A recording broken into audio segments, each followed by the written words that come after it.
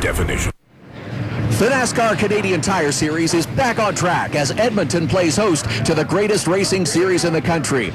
Today, these 22 drivers are strapped in and ready to tear up the tarmac in race number 5 of the 2010 NASCAR season.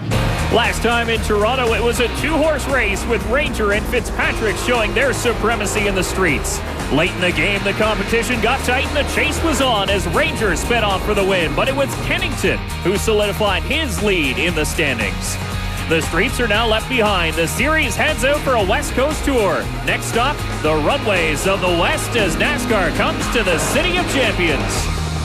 This is race number 5 of the 2010 NASCAR Canadian Tire Series presented by Mobil 1 from the Edmonton City Centre Airport in Edmonton, Alberta.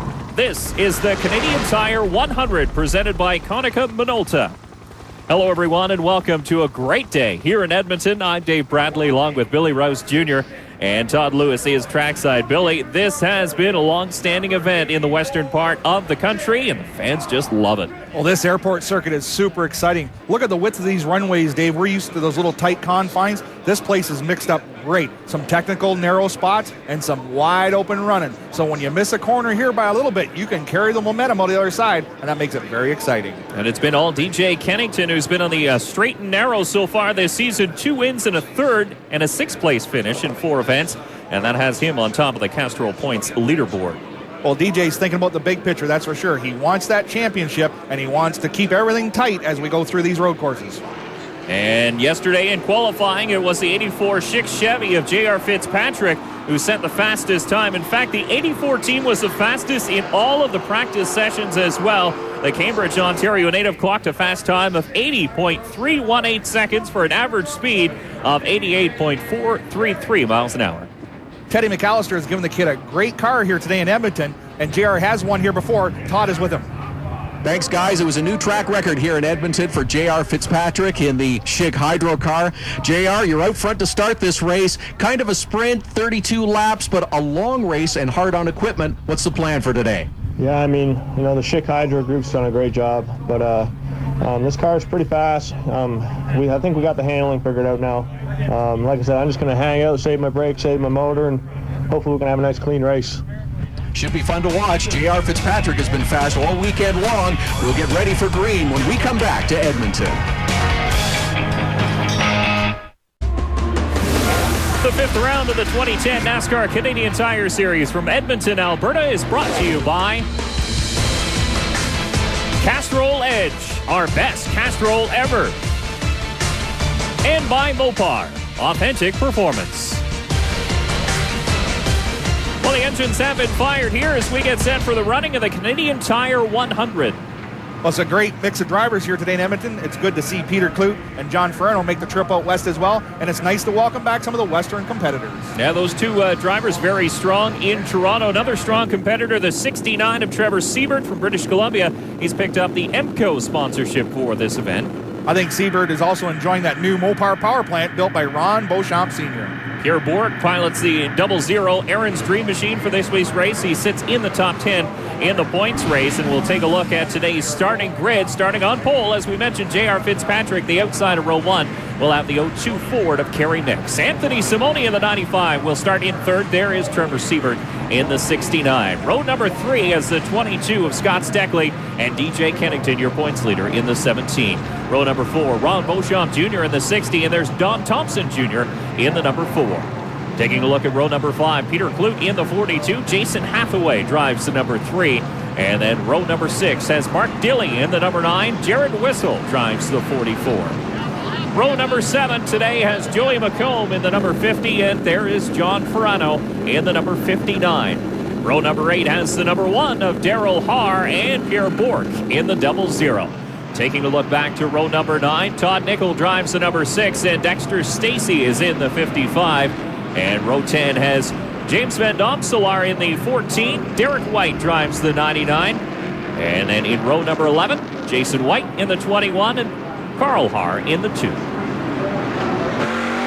Well, there we go on board with Jason Hathaway and the Rockstar Dodge. They had a real tough go in Toronto, as well as the Dodge team of Ron Beauchamp. Both hope to get back on track here today in Edmonton. We have a total of 5 drivers from Alberta here in today's running of the Canadian Tire 100. And Dom Solar had to replace his power plant yesterday. The Fort Saskatchewan native is making his second start of the season. And making his first start of the season is young Daryl Haar, and he is our in-race reporter today. Daryl, Billy Rose Jr., do you read me? Yes, I read you. Daryl, congratulations on the new sponsorship. Welcome back. Hey, it's great to have you back in the game. What's the race look like for you today? Yeah, we're looking forward to a good race here. I mean, we didn't qualify where we wanted to. We're obviously back in the pack, but, BRP and their products with Can-Am and Sea-Doo and Ski-Doo, really looking forward to representing them here today. It's going to be a long race. We're just, it's going to feel long anyways. Might not at home, but, one car at a time, and hopefully we find ourselves in the top 5 at the end. Well, thanks, Daryl. Good luck today, and thanks again for talking to us. Thank you very much, guys. Have a good race. Well, as Daryl and the rest of the drivers scrub some heat into their tires, let's take a look at the BRP track map. This Edmonton City Center 3.14 kilometer airport circuit is made up of total 14 turns. And Dave, turns 1, 10, and 11 are great passing zones. Some high-speed straightaways leading up to it, and if you can beat the guy to the braking zone and maybe tuck it in an extra car length, you'll beat him to the corner. He can't turn in until you do. With more on today's race, let's send it down to Todd. Fellas, something to watch for up front in the first couple of laps of this race. We know how fast JR Fitzpatrick has been. Kerry Mick said he wants to try and push him, and if he can, get ahead of him, of course, but he's not going to do it all race. He'll try it for a couple of laps and then settle in. He also told Anthony Simone, look, if you're faster than me, I'll let you go, and perhaps those two will wind up fighting in the beginning of this race with Mick there at the end, if it's possible.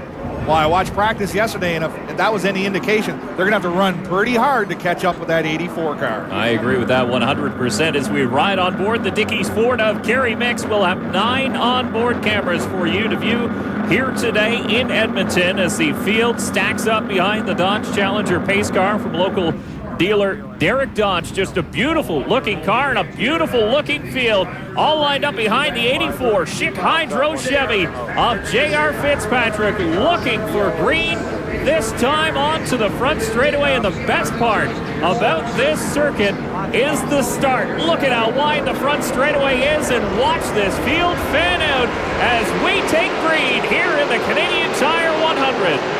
Down into turn 1 for the first time. Mix tries to get the jump, but then JR Fitzpatrick in the preferred groove.